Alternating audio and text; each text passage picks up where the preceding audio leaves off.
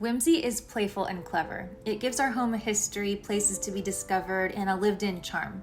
In part 1, I showed you my whimsical ideas for unexpected color, wall murals, antiques, cute animal details, bold patterns, bringing the outside in, ceilings, and bookshelves. Those were more obvious whimsical ideas, but this week I'll share ideas on lighting, art, molding, paint, and some more subtle details that make a difference. Unexpected details. To add some more character and whimsy into your home, look for the details. Look for something a little bit different beyond the ordinary. Instead of plastic switch plates, why not try bronze? Add in a detail to curtains like ribbon or pom-poms. Choose a few fun dishes like these cat sauce dishes or this lemon dish that I got from the Dollar Tree. I think they sell them online too.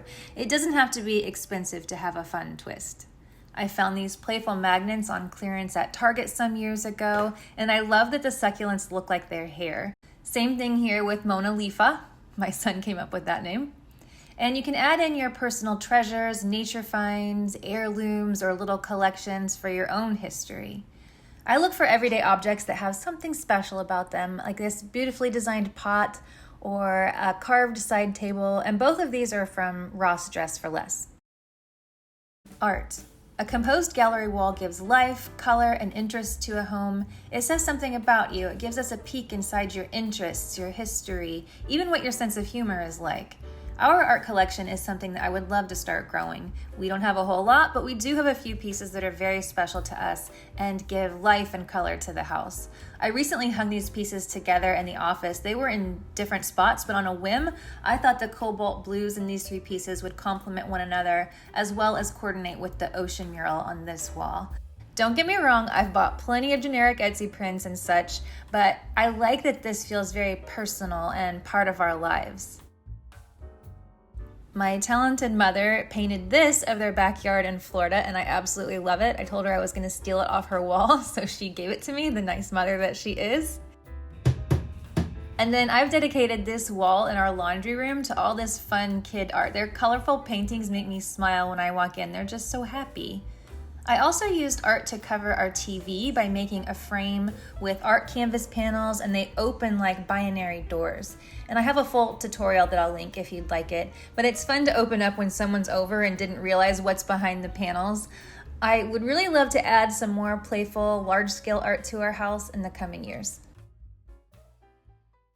Lighting. Light fixtures add charm and can really make a statement in a space. Because we live near the beach, I've used quite a few Capiz fixtures. I had to look up how to say that. The fixtures are all unique and have their own character, but the shell material unifies them. The globe in the reading nook is one of my favorites. I also used this Capiz chandelier in the primary bedroom and then also in the bathroom for repetition. And yet another floral Capiz fixture in my daughter's room that gives off a pretty pattern on the ceiling when it's on. And I tied the material in again here with this unique lampshade on Mr. Peacock. But it's not just the fixture that brings the beauty, it's also the light they provide. Our home office, for example, has 5 different light sources, sconces, lamps, an overhead pendant, and it makes the room feel more layered with light and much more cozy than if it just had one overhead light. I'm sure you'll be shocked that I'm not a big, stark, bright overhead light kind of person. I much prefer all the little lamps and sconces and candles that add a magical evening time glow. I found this battery-operated wicker sconce. It's so pretty, and I thought it would be perfect for our dark hallway. And no hard wiring is necessary, and the bulb is magnetic. I'd never seen that before, so you can easily pull it out to recharge it. It came in a pack of 2, so I went ahead and put the other one just on this random nail in the kitchen. I love it there, though.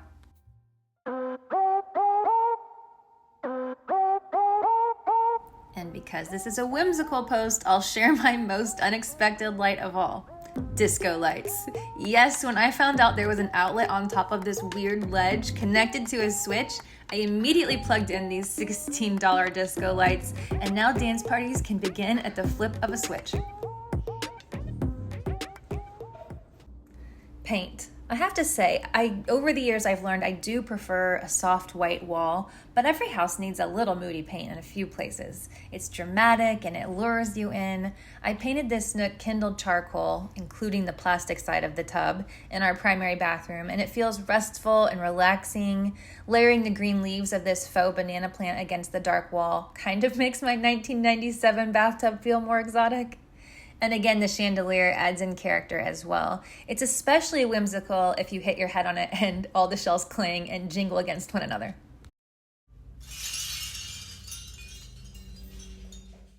And then in the boys' room, I painted the accent wall Newburgh green. It's a beautiful, rich color that transitions from blue to green depending on the light. And that brings me to moulding. Paneling, wainscoting, and medallions all add character to walls and ceilings. It can make this space feel more elevated, more interesting, even larger than it is. Our house was very plain and blank when we moved in, so I added lots of molding in different rooms to give it some charm.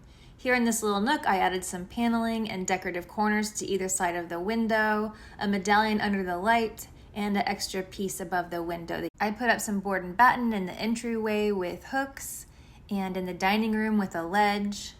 I framed this mural and this mural. And by the way, I did these all myself, and I have very little skill, and I think at the time I didn't even have any power tools. So if I can do it, you can definitely do it. I will link my DIY library. Mismatching. My goal is not to match everything in my house, but I still want it to feel coordinated. I want it to feel lived in, curated over time, layered. So to give it that feel, I don't have all matching wood tones. I do have to get creative adding wood in lots of places in our house because our tile is cream colored and can fall kind of flat. And wood adds in a warmth and natural quality that makes a big difference in a space. I added it up in the ledge here with different kinds of baskets with snake plants, and I think it's much more interesting to have different baskets than if they were all the same one. You can mix old with modern, like I've done here in the dining room.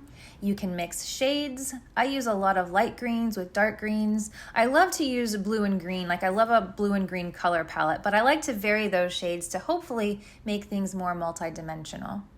The truth is, I'm just getting started adding details to our home. I think I'm just now finding my own personal style and leaning into that instead of whatever is on trend.